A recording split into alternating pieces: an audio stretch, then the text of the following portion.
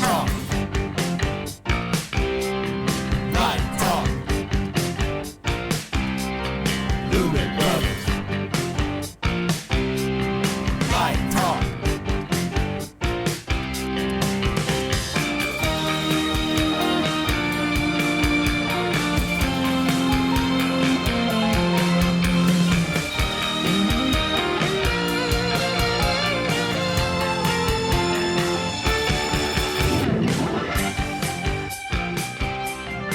Hey, this is Steve in Dallas, Texas. It's Wednesday morning, my friend, and you are listening to Light Talk. And this is Ellen calling in from the tropical island of St. Bart's, and you are listening to Light Talk. Coming to you direct from Soho in New York City. This is Dennis, and you're still tuned in to Light Talk. Soho. Soho. Oh, Soho. We're on the HMS Pinafore. This is David coming to you from the beautiful Belmont Shore neighborhood of Long Beach, California. And if you don't already know, you are listening to Light Talk, and we are the Lumen Brothers and Sister. That's right, Ellen. Welcome, everyone, to episode 477. And today we have a very special show, and we're chatting with Bruce Aleksander.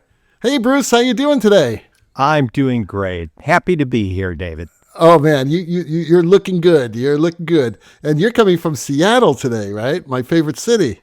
I am. Mine too. Yeah. It's a lovely day in Seattle, about 60 degrees, but if you're planning on moving to Seattle, it's 45 degrees and raining. Terrible. Go away. Okay, so before we get started, why don't we tell our listeners a little bit about you, Bruce? Ellen, would you do the honors?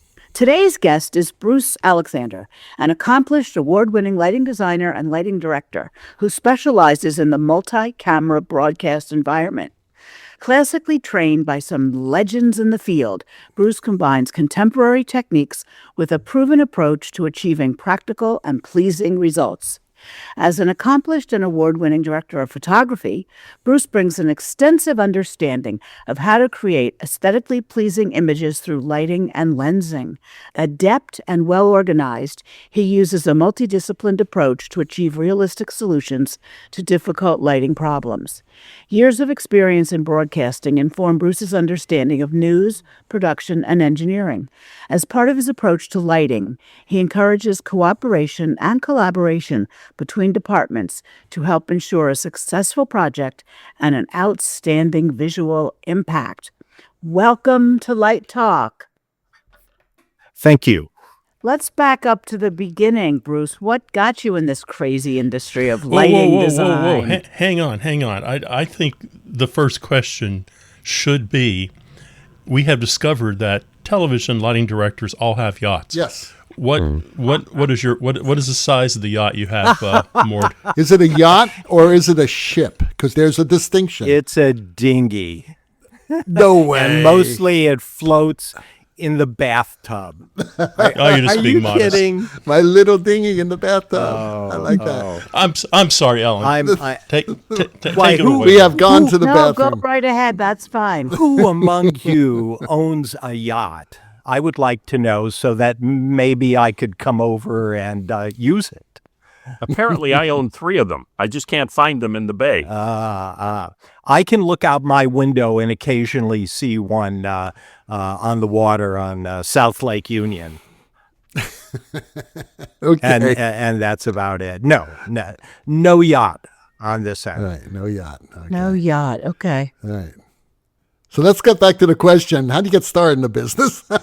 Okay. And Who'd you pay off? if you hear somebody complaining in the background, it's my producer. He's a 20-year-old tuxedo cat. Oh, can we see it? What's the cat's name? What's the cat's come name? over. Come over. Okay, yeah, you get the pussy here. I've So- got so 2 here. Okay. The cat's name is Lumen. Oh, of course. I like that. It's a Lumen pussy.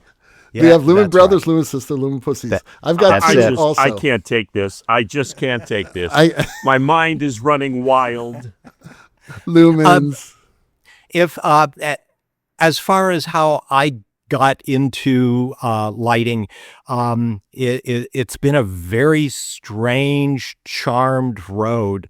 The first time I ever had my hands on lighting controls, I was in second grade.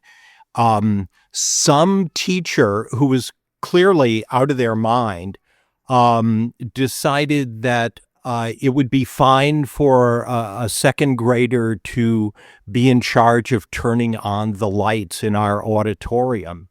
And it's I didn't do it a lot because we didn't do much in our elementary school. But the first time I can remember dealing with lighting was looking over my right shoulder onto the stage and having my hands on a breaker panel and flipping the lights and going, that looks good, that doesn't look good. I loved it. There was, sorry, there was. For our viewers at home, Bruce is being attacked by a cat right now. That's true, and he's knocked over a glass of water. Okay. But, my God. Thanks. Go Well, at away least with it wasn't wine. Right. I'll whine about it.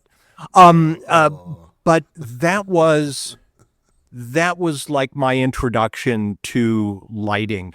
My father, who worked at Mattel, would put on shows. They do road shows, and they would take something off Broadway, and they would record a music album and twist the lyrics to match the product line, and then put on these productions.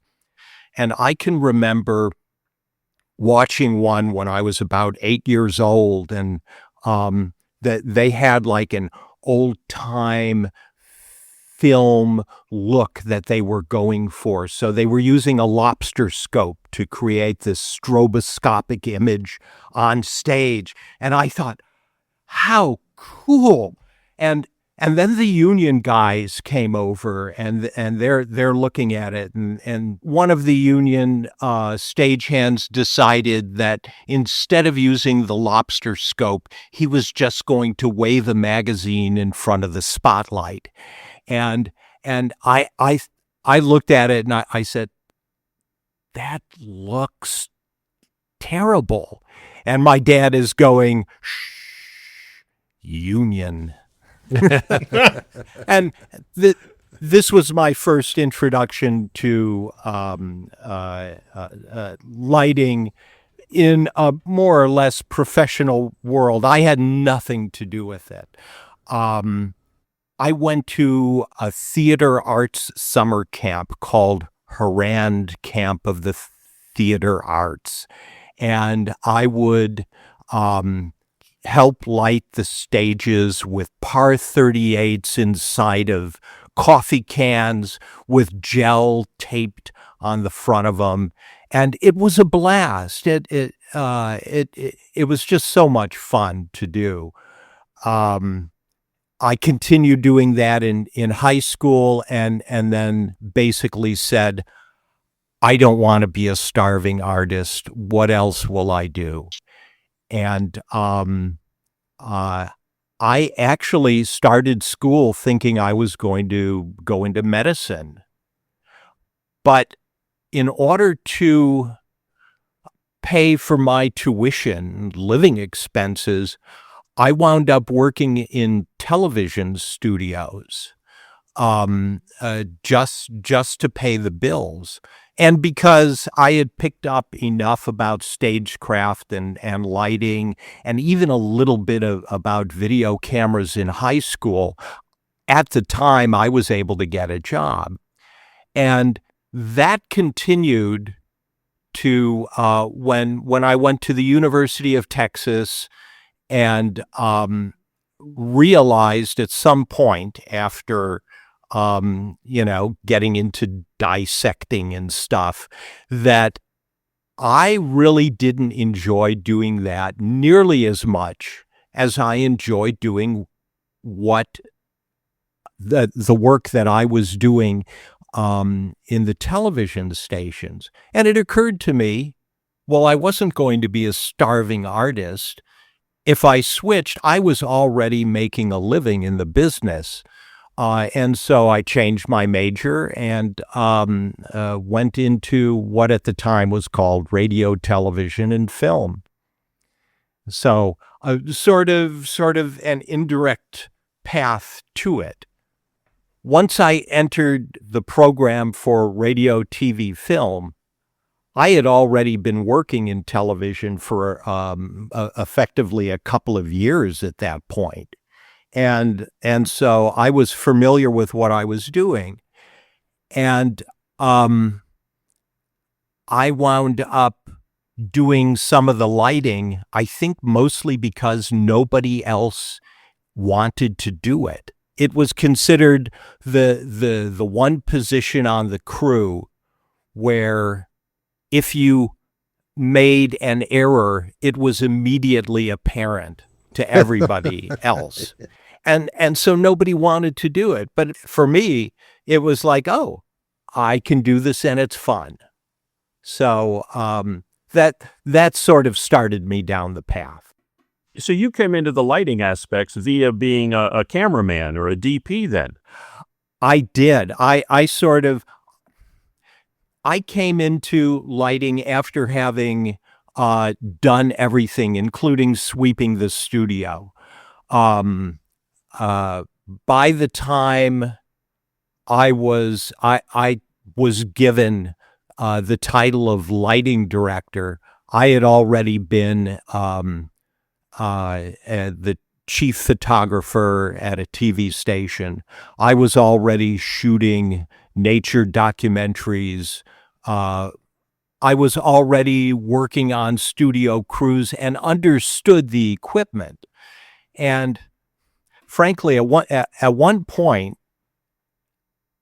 the lighting director at the station I was living in went on to earn his fame in Hollywood. And the director at the station was going, well, who is going to fill this position now? And he turned to me and said, Bruce, you could do this. And I'm going, no. He said, it pays $1 more an hour. And I said, oh, okay. And so I threw my hat into the ring at that point. And that was the first time that I was called a lighting director, but I knew so little about it. I mean, it really was just the beginning of learning about lighting. What station were you working at? This was a PBS station in Houston called KUHT, and they, I think they were the first public television station in the country. And it was a wonderful place to learn about television in general, because Texas being what it is, it was a non-union station. And so you could do everything. And the boundaries between the divisions were, there were no boundaries. I was technically in the production department. My office was in the art department, and I managed a budget in the engineering department. And so it was this connection between all of the main divisions within the television station. And I considered it was extremely fortunate, because I could move freely between all those areas and try to understand and hear from them what it is they wanted to accomplish, and have a better understanding of those interstitial places between those departments. And in doing that, it was a lot of fun for me, and I think at the same time, what we were able to accomplish was a little less constrained than had it been a union station. And we actually had a PBS series that we did for that. It was called Signing with Cindy, and it involved the chief, the host of the show would lip sync these elaborate musical productions, sort of like music videos, while sign language interpreting it. And this was all wrapped around, was wonderful fun. I don't know that they can still do a lot of that now. I'm not sure they're generating those kinds of productions, but it was a great opportunity and learning experience. You went on to, I may have the numbers wrong, but you've probably done well over 100 affiliate studios around the country, and you're well known among the affiliates for redoing studios and working with scenic companies. How did you end up getting into that world that really became your career? One of the stations I worked at in Houston was part of the Belo Broadcasting Group, which is I know Tegna Belo now. Yeah. And once the group understood that there was somebody in Houston who could kind of wrangle the lights and figure out how to make things look good, the group started using me. And so Belo would send me out to the different stations with either their existing news sets or new news sets, and I would do the lighting for them. I loved that. There was a limited number of stations in the group, and really the moment that I got into doing news sets almost all the time was after I had left my work at ABC Disney. I was with an O&O in Houston as well.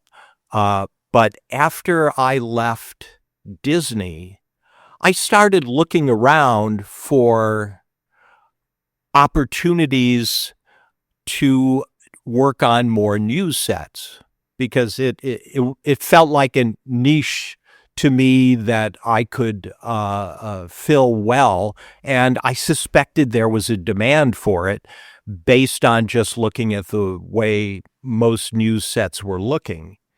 And I found a company that did a very good job designing and building new news sets, called the Devlin Design Group, and I looked at what was going on, the lighting that I was seeing on that, and I said, if you ever need another option, if you would like to maybe go a slightly different way with lighting, let me know. And they vetted me and let me start doing some of their news sets, and it turned out to be a good combination. I enjoyed working with them, and they liked the results that were there. And so as a result of that, I would wind up working on a news set for them almost every month. Yeah, they're very busy. Dan Devlin has his hands on the pulse of everything going on in affiliates around the country. He does. It is very satisfying to take a design on paper or rendered and envision the way that it could look, and then be able to work with a company who says, well, what do you need? And pull that all together and make it a reality. Sort of take the vision and make it real in what amounts to a black box studio. And I guess the work that I did was well enough accepted so that they kept inviting me to do more and more sets. And we, for a number of years there was a group, what was it, BDA, Promax BDA, and another studio, a group that would award set of the year. And for about 8 or 9 years, we were sweeping the awards for news sets. And only some of that is lighting. It's the design and pulling it together, the planning and providing something that was really flexible for the stations. You're thinking of, I guess, Newscast Studio. Newscast Studio does Newscast the same Studio. thing. Thank you. Yeah, they give out the awards, and they really monitor television broadcast affiliates around the country. Let me ask you this, only because lately I find myself, and you and I do a lot of the same type work, the affiliates, and we've got several projects right now going for CBS studios, the affiliates are going away from standard scenery and installing green screens in many of the O&Os using augmented reality and virtual reality technology. As someone who's designed well over 100 television studios around the country, how do you feel about the desire that now exists to replace all the traditional scenery and all the traditional broadcast techniques with augmented virtual reality studios that are just simple green screens? While I have lit a number of green screen sets, I don't like some of the approaches that are being used where they're just taking a giant space and flatly illuminating everything so their people can walk anywhere the graphic happens to be, while it opens up possibilities for them to put their anchors in places that they otherwise could not be. What it lacks is the punch and the separation and depth that lighting can impart to form, because they're normally illuminated in a way that it's safe. It's like, well, can you walk here? Can you walk here? Is it the same foot candle and flat everywhere you are?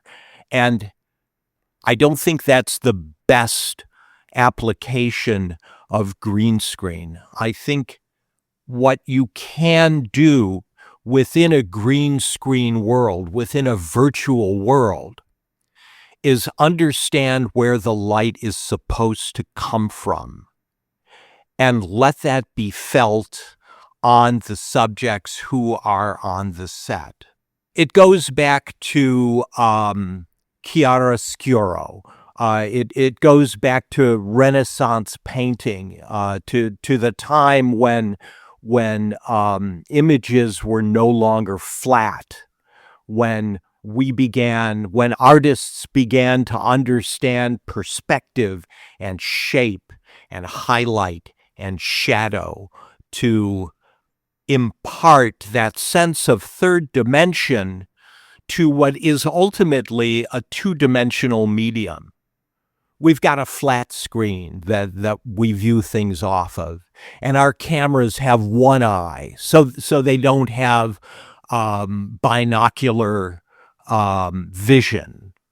And lighting, more than just providing a base of reflectivity that a camera sensor picks up and can translate into an image, we can create that additional dimension. We can impart that sense of shape and form, but we can do it with shadow and highlights and separation. And the green screens, I just recently saw a green screen, a new set. And yes, it's lovely electronically generated background and amazing what they can do. But the people look like flat cutouts because all the lighting on them is flat. And there's no shadow on the floor. Well, yes, right. And it is that shadow that tells you the shape of things. And if we can't view it with two eyes, and our brain interprets what we see by converging on that single image, you don't have that with a single lens of a camera. And the lighting becomes all the more important. So what I would love to see, and yes, if you have, a small figure in the middle of a giant weather map and they're talking about hurricane forces coming in and hail and describing it, lovely.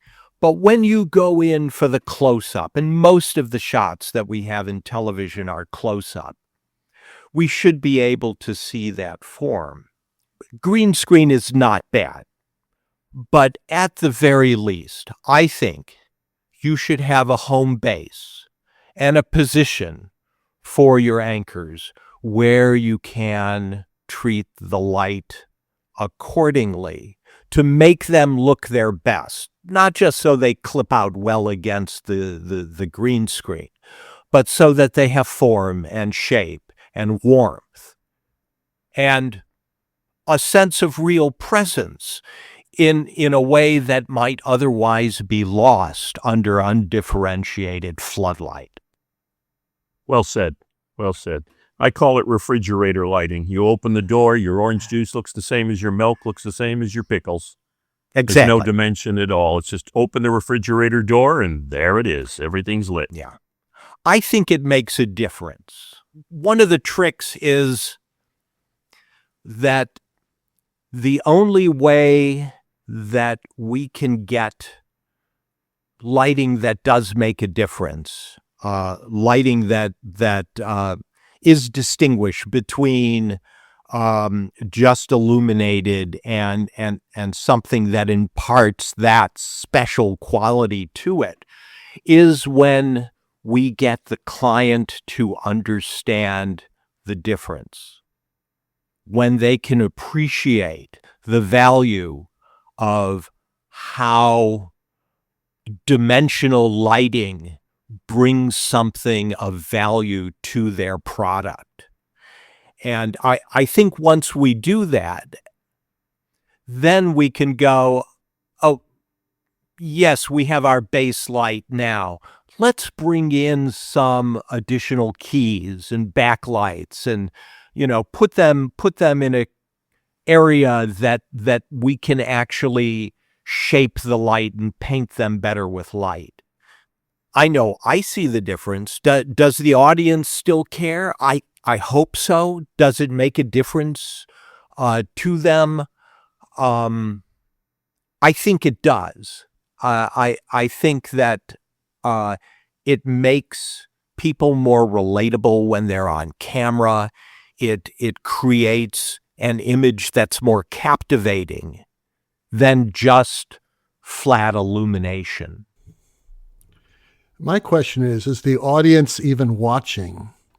I mean, broadcast TV is having a pretty significant death run right now.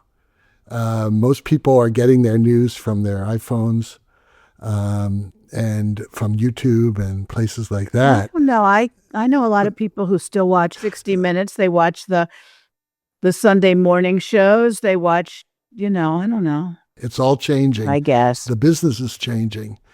And the question is, if you're working in broadcast TV or in video, right? And, obviously, if you're looking at a cell phone, that's a video. That's video. You change your approach to lighting. If more people are watching, that's where the money is. That's where the revenue is. Does there have to be a technological change or an artistic change that broadcast designers do because they're changing the format of where people are getting their news? I think that's a very good point. And you are absolutely right. We have to design our lighting for the medium and the way it's consumed. I remember the first time I lit a project and it was most people who are going to view this are going to view it on their phone. And rather than just go, oh, well, it doesn't matter, I thought, well, it's a small image. It should still stand out. They're taking a slice of it that's very much like the same close-ups. And actually, the phone is close to their face. They're if it were a large screen across the room, the image would probably be roughly the same size as what they're looking at in their hand. So I still think that the quality of that image comes across. It's visible. It can be seen. It's not like, oh, well, we're looking at it on a small TV that's across the room. It's a high resolution screen in the palm of their hand, viewed from 18 inches away, and that actually could be a large, relatively large image because of its proximity and how it's viewed. I don't think that we should give it any less attention than what we would to a 4-camera studio show. Now, will people pay for that? I don't know. Do they care enough to do it? I'm not sure. And I'll tell you why. I wrote an article recently on podcast studio lighting. And I wrote it primarily because I was appalled at how some of the podcast lighting looked. And granted, people are multitasking and they have several windows open and they're like listening to one thing and watching another and glancing over. But I looked at like Joe Rogan, one of the highly rated podcasts. He spent more money on the neon light that was in the background behind him than he did on any of the lighting on him or his guest. I just shake my head.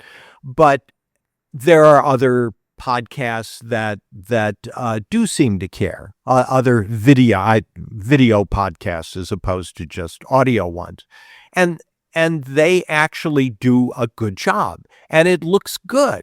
And it creates an ambience that makes people want to join or listen in and be there with it. Is there a value in that? Absolutely. It's interesting you point that out. And by the way, I love that article. It was the February issue of tvtech.com. And our audience, if you want to follow up and read some of Bruce's columns, they're just wonderful in tvtech.com. But in that particular article, I think you nailed it, Bruce, in the way that the industry is going. And I've probably done 15 or 20 podcasts, and it's shocking to me how little quality they care about. It depends on the show. I just one for The View, and they cared a great deal about how their women looked. But based on the doom and gloom that David Jock just presented to us, how do you envision the role of the lighting director or the lighting designer, which I prefer to be called, in the future, considering the way it's going and considering that there are streaming shows like Joe Rogan that look god-awful but are highly, highly rated? And let's face it, the people that hire us only care about the ratings, not necessarily about the quality. I think before you answer this, Bruce, this is not limited to podcast lighting. I watch Morning Joe every morning, and some of the worst lighting I've ever seen on television is on that show. Not in the studio, but on all the remotes. And you can actually see the ring lights in people's glasses.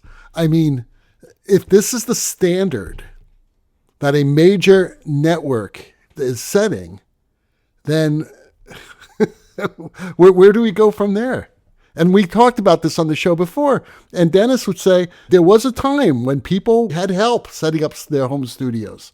But now, apparently that budget's been cut. I think it goes beyond home studios, and I'm wondering if the culprit here is the university professor or the manufacturer who says, look, back in the day, you needed 5 lights to do this and do it right, but we got this one light.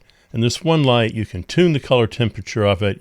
There's a dozen different lenses you can put in front of it. And don't worry, by the way, it can be any color you want. I just got invited to sit in on something which was, I'm a novice, but it was just the worst thing I'd ever seen in my life. And it was, money had been spent, but no one really kind of understood how to use the equipment, or they understood where to place the equipment. And I was sitting there just losing my mind going, you got a light sitting in the corner over there that's, unplugged, waiting. It's saying, send me in, coach, send me in. I can solve the problem if you just plug me in. So I'm wondering if the training somehow has gotten, and I'm going to say there are no villains here. We have forgotten the artistry of it, and we're thinking technology can solve all of our problems. But they don't need the artistry because most people watch their phones, and guess what? They don't watch them in landscape. They watch them in portrait. I don't know. I've been watching a photographer do a number of kind of classic photographs from the 20s and 30s and 40s that is simply lit with 1 or 2 lights, and he shows how it's done. And it's really quite fascinating because he's taken the time to learn the technique of angle, the technique of form. And you just look at it and go, oh, I'm just wondering if something has happened here. I'm not sure quite what it is. I think it goes beyond just the evil corporations wanting to save money. I think the people coming up maybe don't know as much as that vital things have been left out of their training. And it's hard to do this when you're in the room and the clock is ticking. You do what you've been taught to do, and the refrigerator light looks pretty good. I don't think they care. I really don't think they care. 2 of Lori's kids, both of her kids, one's 27, the other one's 21. They're really smart, right? One guy is he's like a coder, and he's like making more money than Lori and me combined ever. And the guy's great, and he's really smart, but they don't care about that sort of thing. They care about information. They don't care how the information is given to them. They don't care if it's poorly lit. They just don't see it anymore. I think they see it, but I don't think they care. I don't think that's at the top of their priority. That it's up to us to care. I really think that if they're sending out a lighting cameraman to the field to shoot a major talent as a correspondent, it's up to that lighting cameraman to deliver the best video product he can. Even as a young lighting cameraman, Bruce Aleksander recognized the importance of lighting and decided to go into that.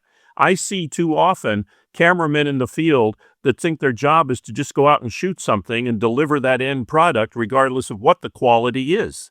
They can make it better, but they need to, number one, as Steve said, they need to know how. Maybe they're not being trained, but they need to desire to make a better product. There's no reason we should be training an audience to look at bad pictures, and that's what we're doing. And the pandemic was the greatest culprit of that.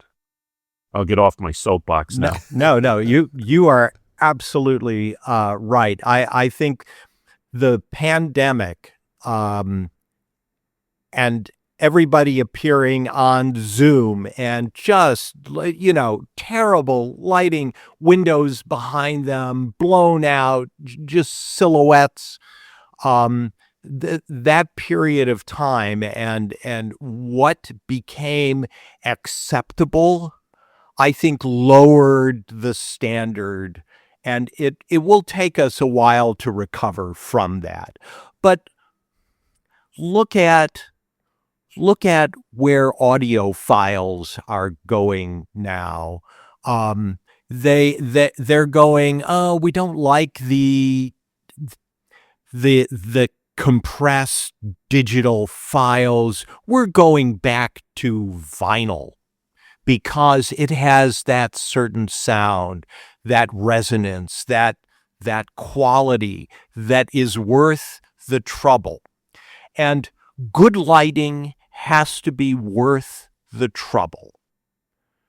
And this is why we need to at least show people the difference, the people who are in charge of the budgets, so they can understand and see the difference. And I'll tell you some of the most important people standing up for good lighting in my world were the anchors, because they knew that if we cared about the lighting, it made them look better, and they cared about looking better. I can remember I was doing some lighting with Lily Tomlin, and she didn't know me. I didn't know her. There was no sense of trust, but she was adamant that her lighting be good and that she looked good. And she understood when the lighting was going to be flattering for her and when it wasn't.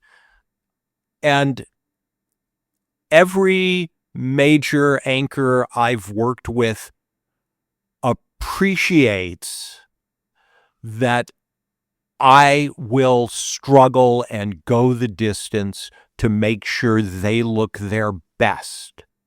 And once you do that, and again, this may be the world gone by when anchors actually held some sway and mattered, but you would have anchors that go, I want Bruce to do this, and we would guard and take care of them and make sure that they were seen in the best possible light, like it was a child we were protecting.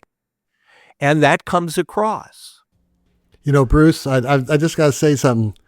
That's a very good point. You're absolutely right. But something, an AI anchor could give a damn about how they look. And this is what's in our future. Everyone's going to be able to create their own anchor. Whoever you want to see. That's your anchor. That's the person giving you news. It's not that far off. It's already happening in music. In music, I posted this great 9-minute Rick Beato discussion about AI music, and he's playing this music.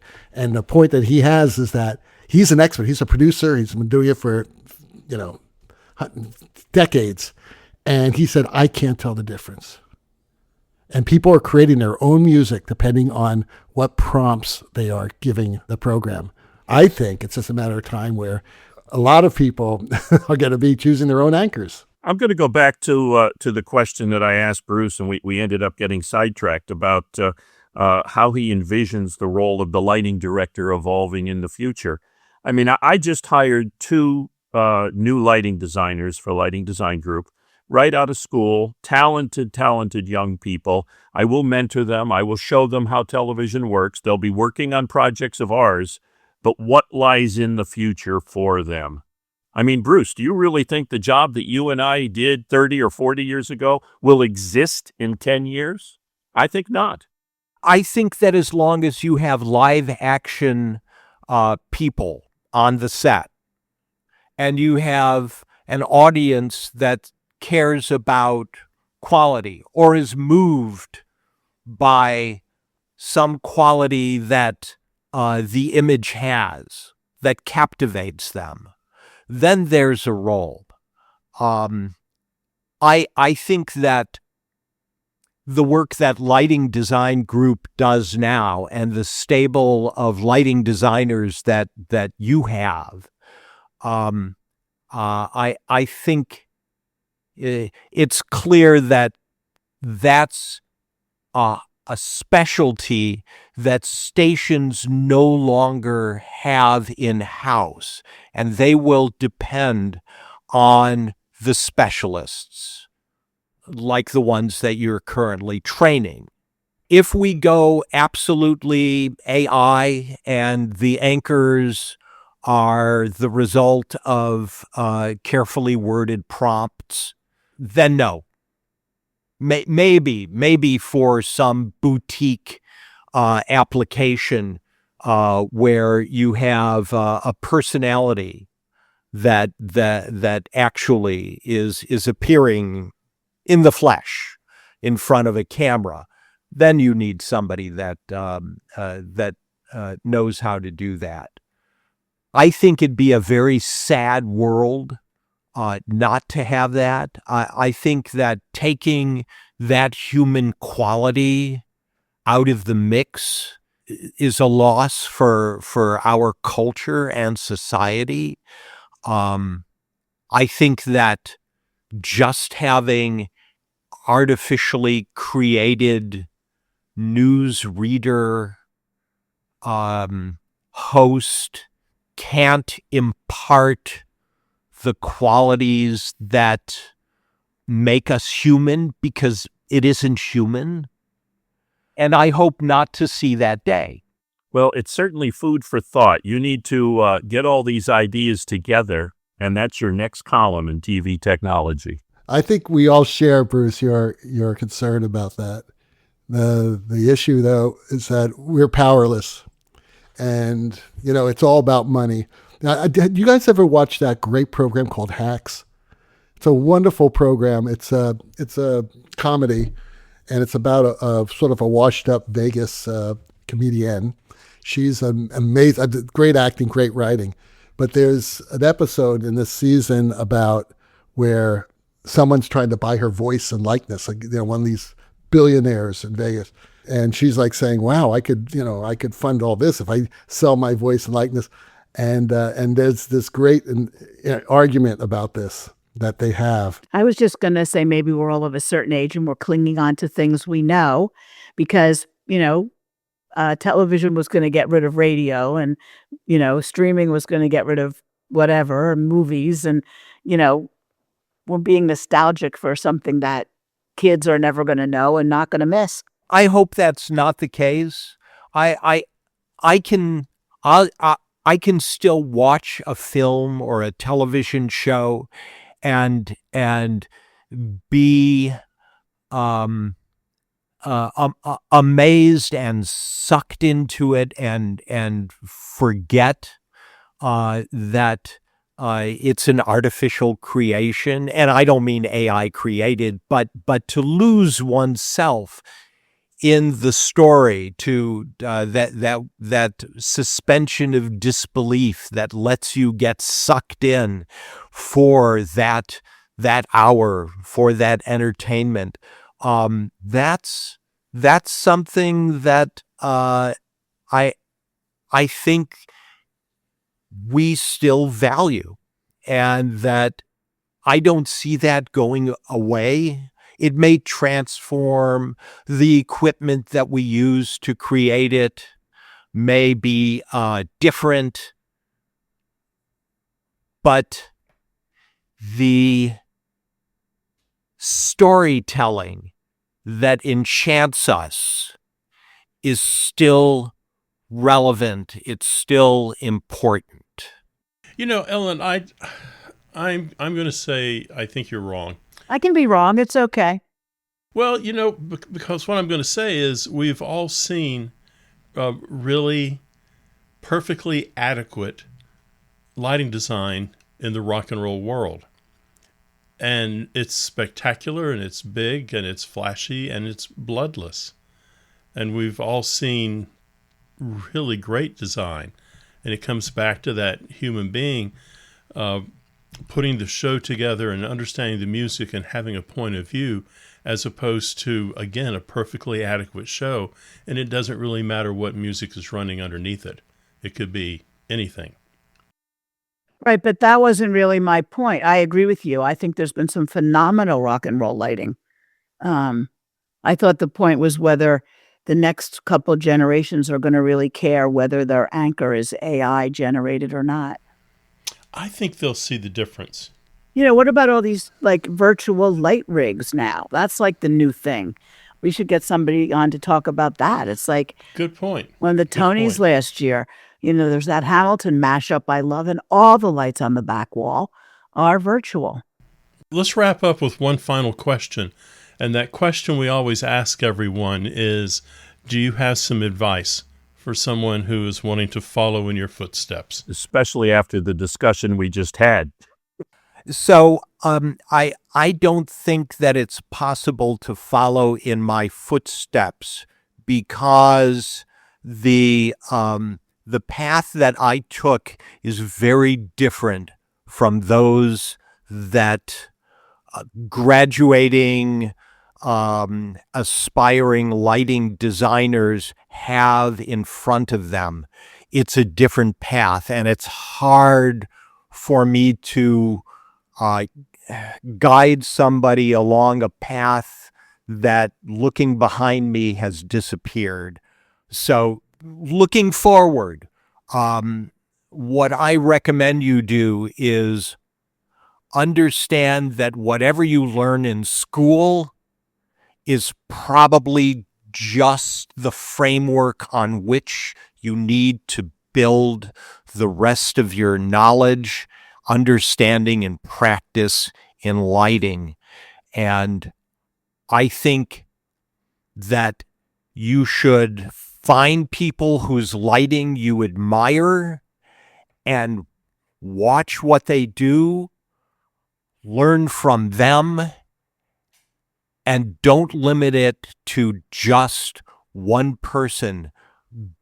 Go out and see as many designers, as many designs, as much work as you can expose yourself to, and then synthesize your own way of doing it. Good point. Great. That's wonderful, wonderful advice. So, Bruce, we'd like to thank you again for being on the show today. It was wonderful to talk with you. And as a parting gift, by the way, Dennis is going to send you one of his yachts. So keep a lookout for that UPS guy coming down the road. Well, the rocking sounds of the Luminoids tell us that once again you spent another morning listening to Light Talk. You can hear our show on just about every podcast site out there. Check out our website at lighttalk.org and be sure to follow us on Facebook. And don't forget to subscribe to our podcast. That way you will not miss a second of Light Talk insanity. No guarantee is offered regarding the accuracy of any statements or opinions made on this podcast. However, if you do decide to litigate, you will have to deal with me, Snoot from the Snoot Group. And don't get it twisted. Just because I married one of these losers does not mean I will go easy on you. So don't with me. Light Talk, coming to you from the beautiful Belmont Shore neighborhood of Long Beach, California, the tropical paradise St. Bart's, the Lone Star State, from way up in the Northwest in Seattle, Washington, and from Soho in New York City. Be sure to join us next week when we dive into more lighting shenanigans and serve up a fresh, piping hot casserole of nonsense. Light Talk, broadcasting questionable lumen knowledge and humor around the world. Well, we'll see you all next Wednesday morning. Bye-bye from Light Talk. Bye-bye. Bye. See ya. Thank you, Bruce. Thank you.